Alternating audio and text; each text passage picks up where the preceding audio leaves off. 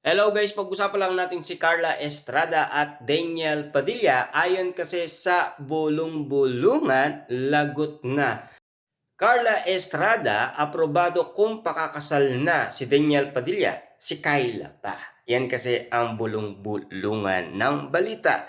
Pinagbilinan kami sa question and answer na walang tanong tungkol kay Daniel Padilla. Pero bilang tinagurian na cargo queen si Carla Estrada, na pag-usapan ang mga sinasabing cargo sa buhay, sabi ni Carla. Itong pagiging cargo queen, hindi lang ito sa akin. Ito rin ay para sa lahat ng may nanay o magulang na nung nag-start silang maging parents ay talagang cargo nila ang kanilang pamilya. That's why I'm really excited dito sa bagong title natin ngayon, The Cargo Queen. Marami talagang makaka-relate dito. Hindi naman daw pabigat ang iba niyang sabihin kundi sa isang nanay, lalo na kung nag-iisa ka lang.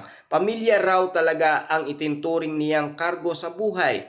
Family pa rin ang biggest cargo in life. Hindi naman na para pahirap pakli nito. Pero sa kanilang pamilya, si Daniel daw talaga ang katuwang niya sa dinadala niyang kargo. Kaya tinatanong na rin namin si Carla Estrada kung sang-ayon ba ay masasabing pinakawalan na niya si Daniel Padilla, at ang tanong, pwede na nga ba siyang magpakasal? Siyempre, pinitik muna ako ni Carla bago niya ito sinagot. Matagal na by the time na nakita ko responsibilidad na siya, pera niya sa trabaho, sa buhay niya, ipinaubaya ko na sa kanya ang kanyang pakpak. Na alam niyo naman siguro, noon nagsalita si Carla Estrada dahil naging independent na si Daniel Padilla.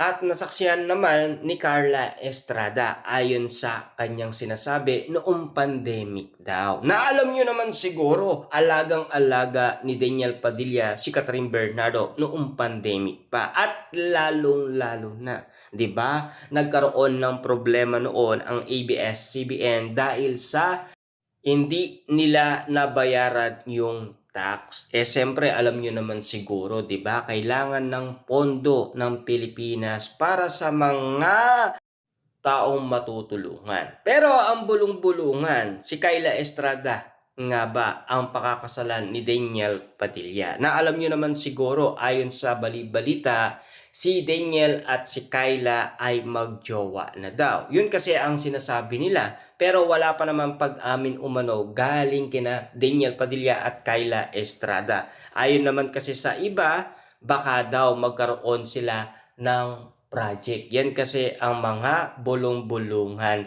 na balita.